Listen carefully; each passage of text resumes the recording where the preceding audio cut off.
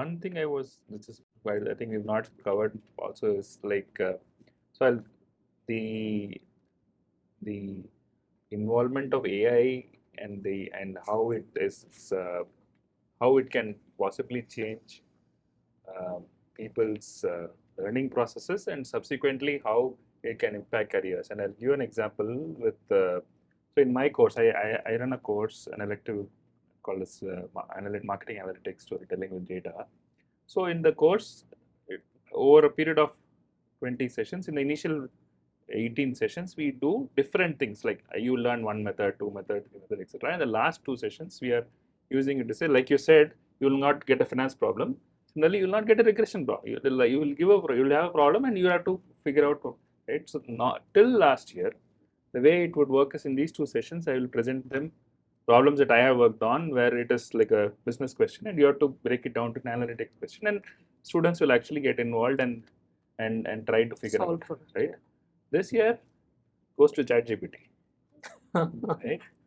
So now when that is becoming so integral a part, like I know many students who have taken up the paid version of GPT-4. They're willing to pay money and take GPT-4, right? So with that kind of a situation, how do you see student learning or careers or immediate careers happening? How does it pan out in industry, and what will students? How do we work with students to So change? one thing is we have to accept to the fact, okay, this is going to be there and it's going to be getting better and better in the coming days, right? It's going to be an integral part of it.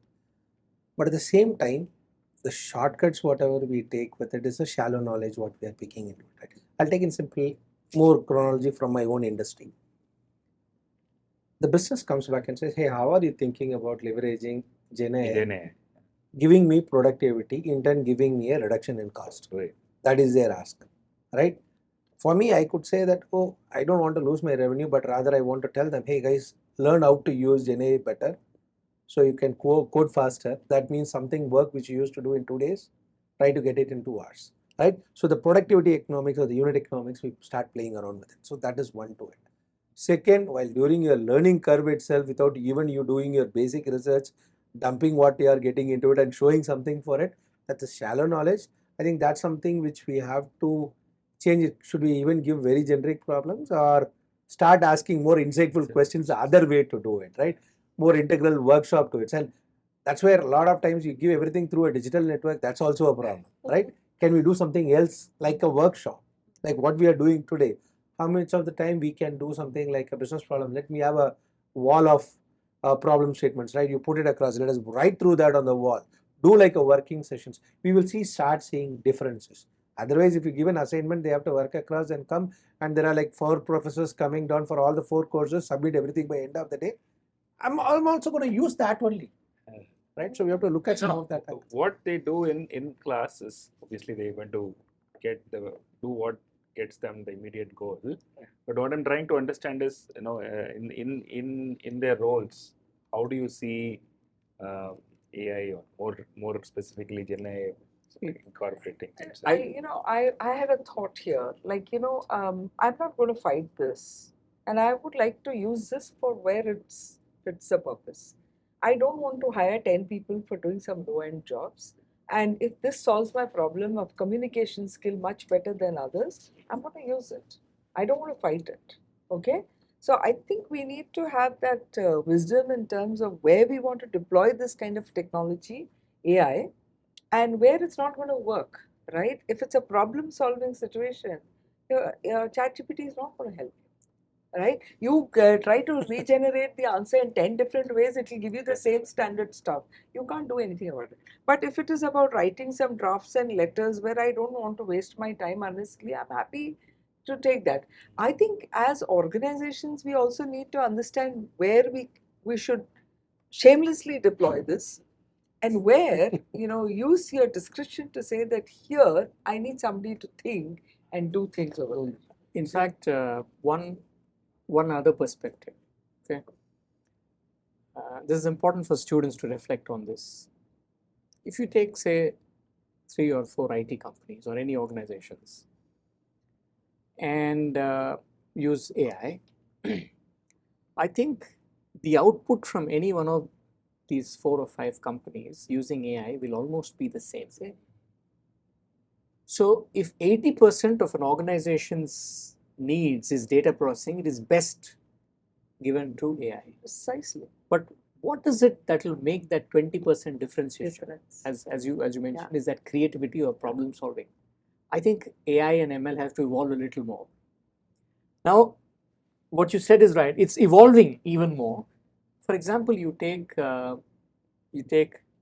he's gone for a medical health checkup every year. Okay, you have the 10-year data for him. Your AI ML can read his data and probably predict when he is going to have his heart attack or when his liver is going to fail.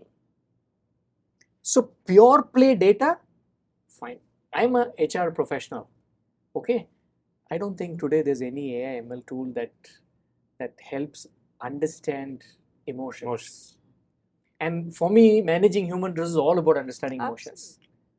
That's why at some point of time, I'm not a big fan of virtual trainings, because I like to see a person in flesh and blood when I'm training.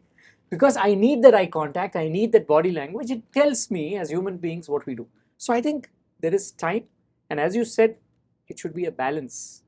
Not fully, no, it doesn't work. Yes, wherever it can do data churning, it can do, but human, emotion related, intelligence related, I think we all have to be there. And Like if you right- honestly start using it continuously, Yeah. okay, after that you will You you have to bring- stop it. Okay, the reason why I'll tell you, there is a core research work what you want to do into it, you don't even feel like going to that. But because for the first time you are excited to see it, second time it's okay, third time you read through it once, you'll know it's quite shallow. not You will not do that. I'll give you a simpler example. Yeah. Until this mobile phones came, I could remember 20 numbers, exactly. 4 numbers. Now Yeah. hardly I can remember 1 or 2. And another very important thing on the AI is on the ethics part of it, Right. which I'm very worried. Yeah. And I'll give you a very simple example. This probably you would have heard. There's a high-end car. Somebody wanted to steal it, but security systems are extremely strong. But somehow this guy managed to get into the car. But to move the car, the person has to start it. And then most of these are connected to the call centers. This person makes a call center. My car is down. Can you help start it? Sorry, what's your passcode? He asks 100 questions. The person just says, please, please, we are hit. My wife is bleeding. Please, for heaven's sake, start it once. On remote, it started, car gone. So AI, I think that ethical aspect, the integrity aspect for students are extremely important. Simply put, I look at like you beautifully put. It's not a competition. It's not jobs will go away or etc. It's like our left brain is logic, Yes. data, all that thing, right? Outsource that to AI whenever applicable, not forcefully. Correct. Right brain is about, like you said, emotions, ethics, values. That remains as human part. And it's like calculator, Google, AI, Gen AI, chat. They are just changing with time. That's it.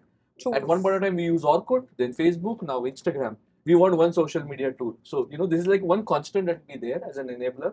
That's it. But simply put, what is your left brain? Outsource. Right brain is you. Like you said, training. And you just be there. Free up your That will time. give you the innovative edge. Yes. That Free will up your decide time. whether That's you're what I there would in the say. competition. Frees up your time. So, like you said, outcome Okay. will be same. 80% outcome is going to same. So that's the human That's true. element you have to That's put in. Correct. I think the emphasis should be on human intelligence. Yes. While we are teaching them, when they are in, so you can call it by so many names: curiosity, enthusiasm, all that. I think a lot of things, like you already mentioned, so many of them. Probably that will make it balance, give the balancing aspect. And this is just like a point in evolution. I'm Point in sure this is evolution. going to become even more, smarter, if you have to use the Problem word. is we Yeah. want humans to behave like machines, no error, and we want machines to give emotions. Yeah. And we're just fighting for it, but we have humans for Very well emotions put. and So machines well for said. attitude. So well said, I must say. So I heard this somewhere. I have to say this. It's an artificial natural intelligence stupidity. does not, cannot replace natural natural stupidity. So let's just foster what we innately have and not lose it So to a there's this machine. Yeah. meme that I got this morning. It said the hospital and the doctor is saying, this is a self-help hospital. You can diagnose and treat yourself. We provide free hi-fi. Yeah, Wi-Fi. free Wi-Fi, yes.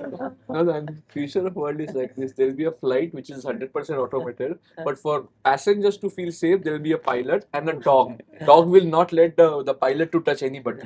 That's how the future is. So that if passengers are okay, there's a human. And dog won't allow it to do it. Thank you very much for the discussion. I think you. what we gathered is in terms of the fact that careers are not is going to be one straight curve, and therefore it's going to be a lot of things together, and like constantly learning, relearning, and using upskilling ourselves is going to be the future. And I think, like you said, in the institutions that understand it and incorporate it in their program will hopefully churn out Will have an edge. students who will be more employable and also probably thrive well in futures. Thank you very much. Thank you. Thank you. Thank you. Sure.